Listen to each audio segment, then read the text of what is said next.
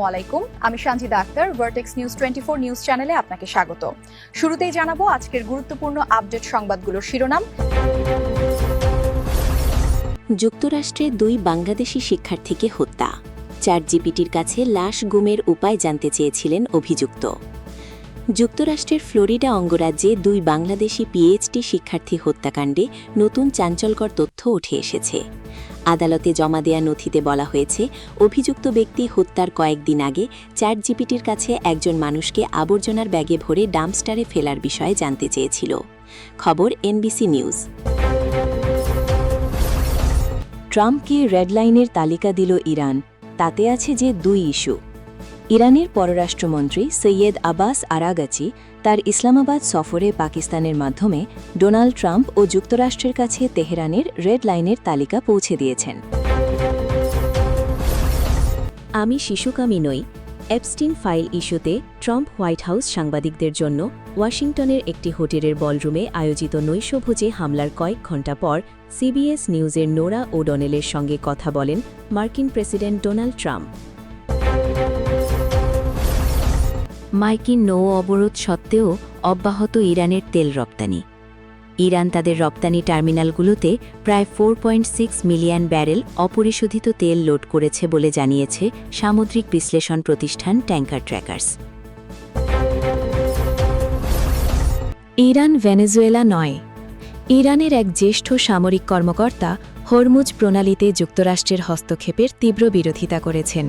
বলেছেন, আমরা আমেরিকাকে স্পষ্টভাবে বলছি, এটি ভেনেজুয়েলা নয় যেখানে গিয়ে আপনারা সম্পদ লুট করবেন। খবর তেহরান টাইমসের। পুতিনের সঙ্গে কী নিয়ে আলোচনা হবে জানালেন আরাগাচি। ইরানের পররাষ্ট্রমন্ত্রী আরাগাচি রাশিয়ার সেন্ট পিটার্সবার্গে পৌঁছেছেন। এ সফরে তিনি রুশ প্রেসিডেন্ট ভ্লাদিমির পুতিন সহ শীর্ষ রুশ কর্মকর্তাদের সঙ্গে বৈঠক করবেন।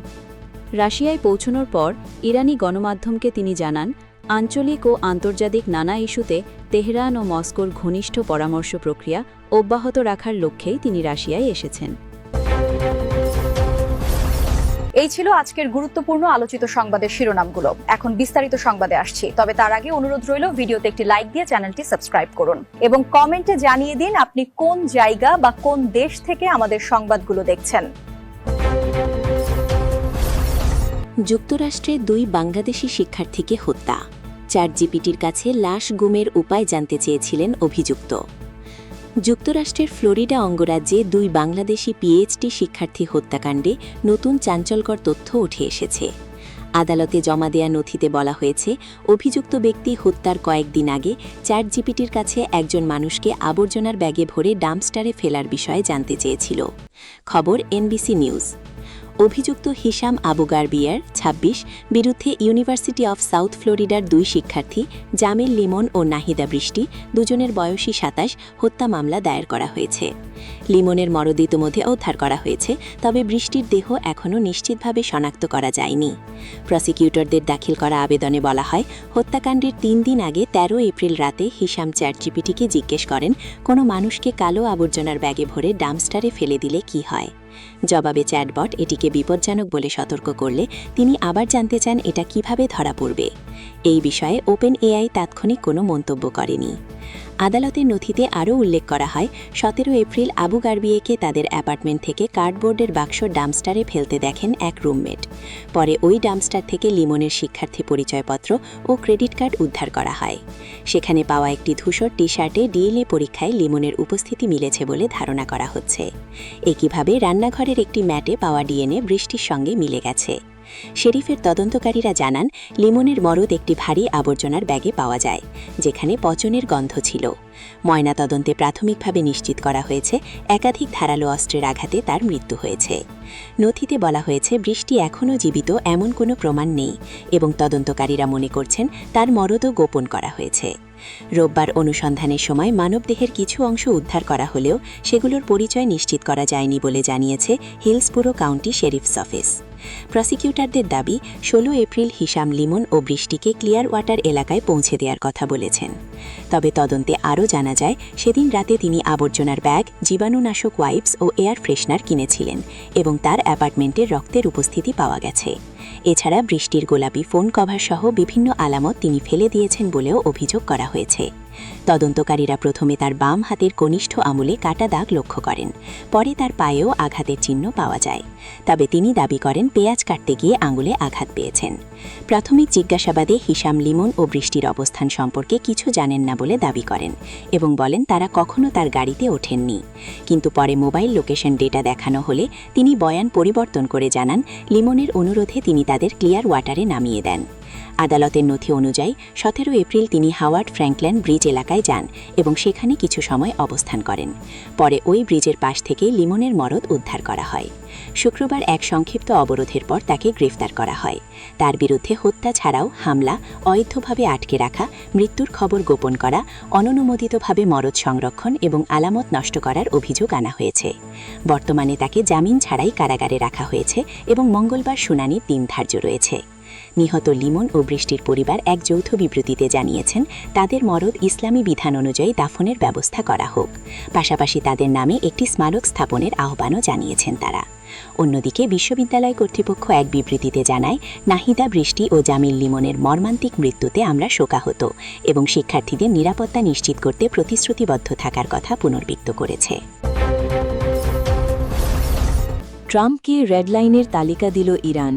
তাতে আছে যে 2 ইস্যু।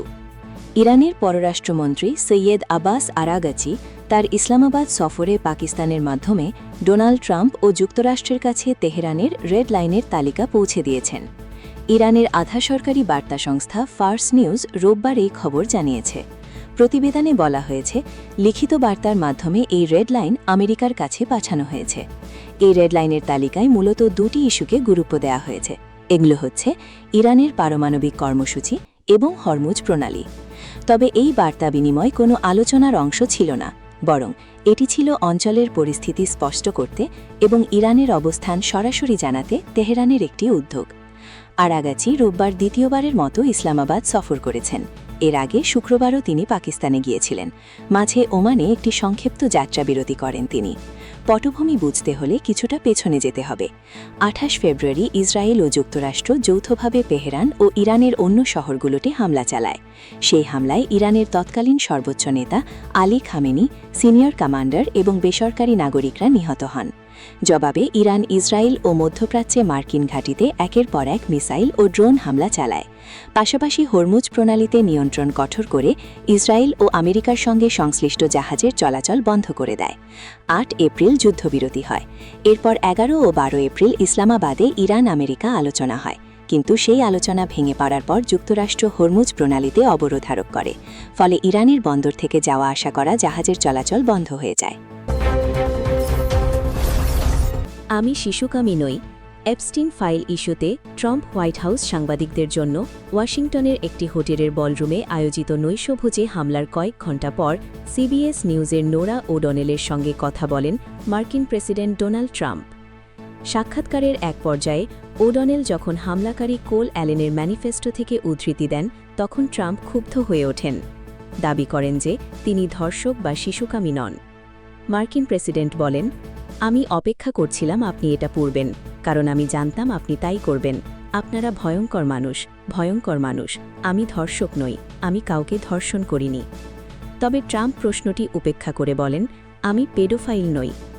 কুখ্যাত যৌন অপরাধী জেফ্রি এপস্টেইনের সঙ্গে তাকে জড়িয়ে অ্যালেন তার ঘোষণাপত্রে বিতর্কিত কথা লিখেছেন বলে ধারণা করেন ট্রাম্প, যদিও ম্যানিফেস্টোতে এপস্টেইনের নাম উল্লেখ ছিল না।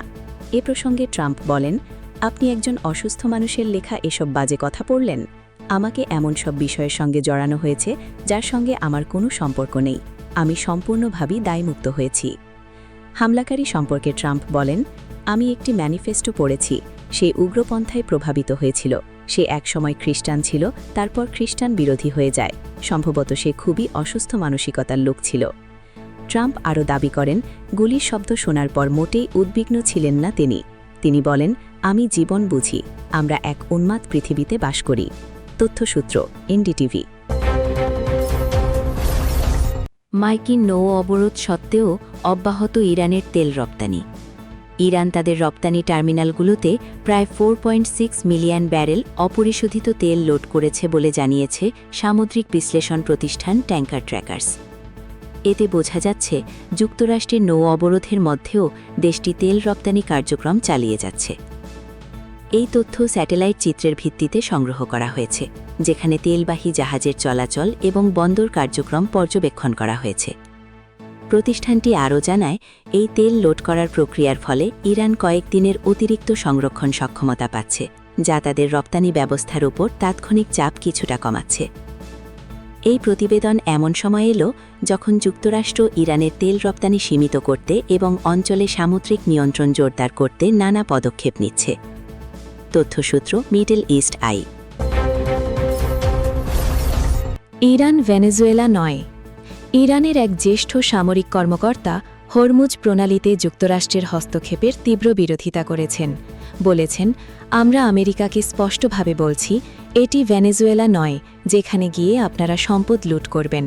খবর তেহরান টাইমসের।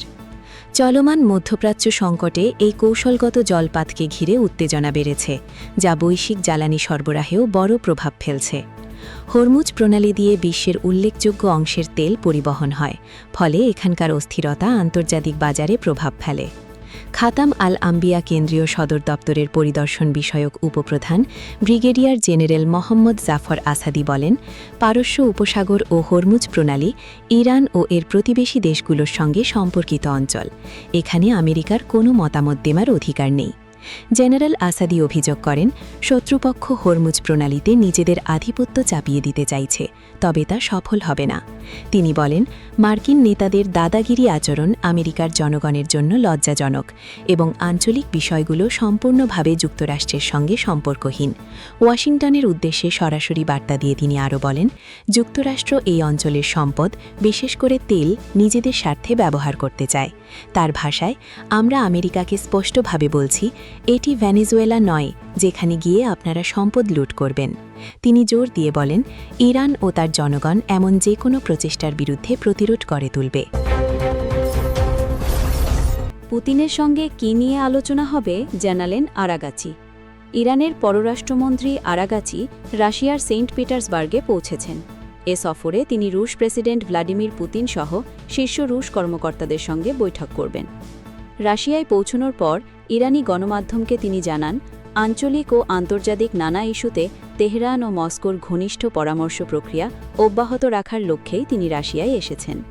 তিনি বলেন, আজকের নির্ধারিত পুতিনের সঙ্গে বৈঠক যুদ্ধ পরিস্থিতির সাম্প্রতিক অগ্রগতি নিয়ে আলোচনা এবং সর্বশেষ অবস্থা পর্যালোচনার একটি ভালো সুযোগ হবে। আরাগাচি আরও বলেন, এ বিষয়ে দুই দেশের মধ্যে পরামর্শ ও সমন্বয় অত্যন্ত গুরুত্বপূর্ণ ভূমিকা রাখবে বলে আমি দৃঢ়ভাবে বিশ্বাস করি। ইরানের পররাষ্ট্রমন্ত্রী আরাগাচি গত ২৪ ঘণ্টায় একের পর এক দেশ সফর করেছেন। বিশেষজ্ঞরা বলছেন, এটি ইরানের একটি বড় কূটনৈতিক পরিকল্পনার অংশ। সফর শুরু হয়েছে ইসলামাবাদ থেকে, তারপর তিনি গেছেন মাস্কাটে, এরপর আবার ইসলামাবাদে ঘিরেছেন, এরপর তিনি সেন্ট পিটার্সবার্গে পৌঁছালেন। এই সফরগুলোর মাধ্যমে ইরান একটি স্পষ্ট বার্তা দিচ্ছে, তারা এই অঞ্চলে নিজেদের উপস্থিতি আরও শক্ত করতে চাইছে, পাশাপাশি আঞ্চলিক অংশীদারদের সঙ্গে সমন্বয় বাড়াতে চাইছে। হরমুজ প্রণালীর বিষয়টি এই সফরে বিশেষ গুরুত্ব পেয়েছে। যুক্তরাষ্ট্রের নৌবাহিনী এই প্রণালীতে অবরোধ দেওয়ার চেষ্টা করছে, কিন্তু ইরান তা মানছে না। আরাগাচি নিজেই বলেছেন, আমরা এখানে আছি এবং এই প্রণালী নিয়ন্ত্রণ করছি। নিরাপদভাবে এটি চালানোর উপায় বের করতে আলোচনা দরকার।